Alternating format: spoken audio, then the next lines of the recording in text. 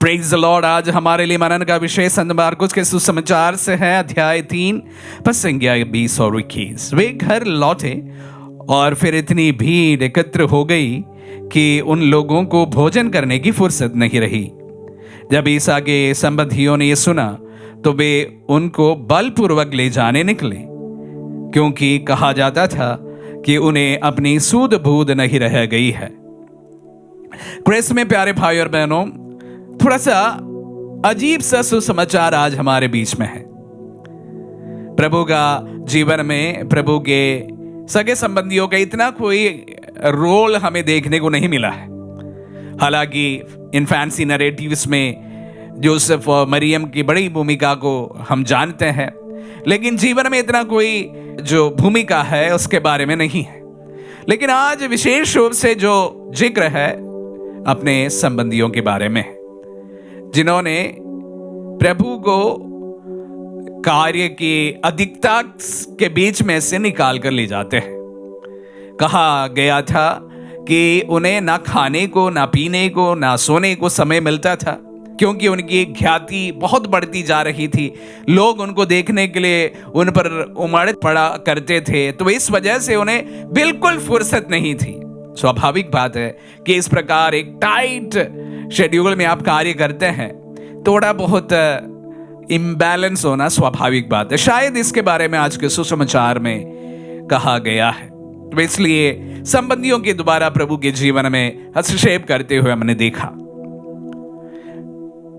इसके तुरंत बाद हम देखेंगे ईसा और बेल्ज़ेबूल के बारे में, जहां पर शास्त्री लोग या कुछ लोग प्रभु को क्रिटिसाइज करते हैं कि सारी चीजें जो प्रभु कहते हैं करते हैं वो बेल्ज़ेबूल की शक्ति से करते हैं। इसके पहले भी शास्त्री लोग प्रभु के पीछे पड़े रहते थे, उनको नीचे दिखाने के लिए या उनकी ख्याति को कम करने के लिए।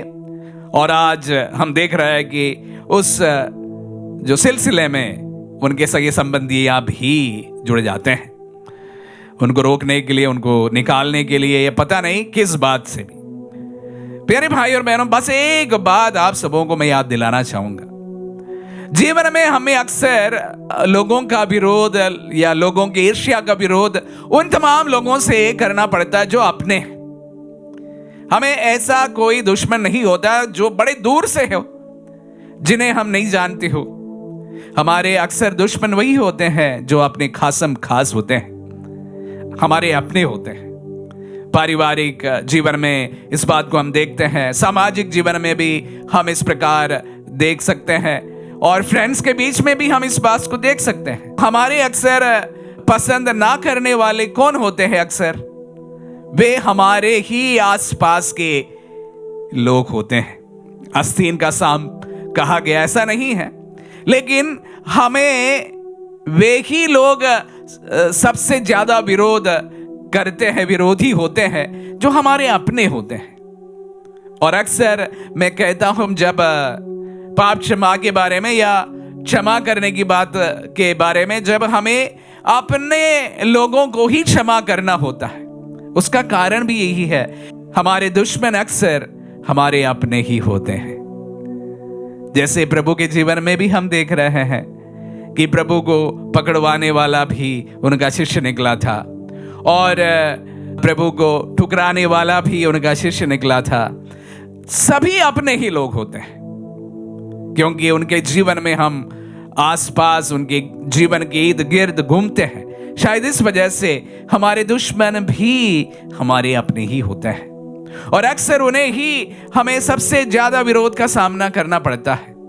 उनके सामने हर समय अच्छी तरह से पेश आना शायद मुश्किल भी हो सकता है।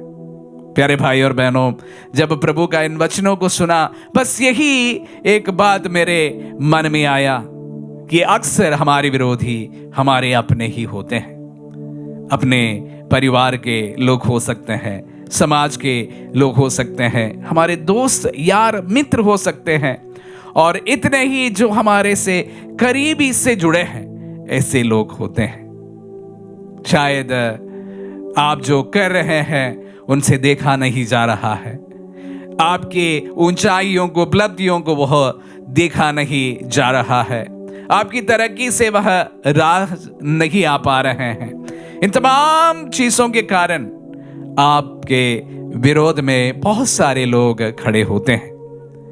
प्यारे भाई और बहनों, कहना चाहूंगा, अगर आप इस प्रकार का विरोध का सामना करते हैं, इन तमाम चीजों पर आपको अपना समय गंवाने की कोई जरूरत नहीं है। अगर प्रभु आपको शक्ति दी है, बल दिया है, ताकत दिया है, कुछ कर गुजरने के लिए एक प्रेरणा प्रदान किया है, आप उसके पीछे ही अपने पूरा दिन लगा दीजिए, मेहनत लगा लीजिए, जिस तरह से प्रभु के जीवन में हमें देखने को मिलता है।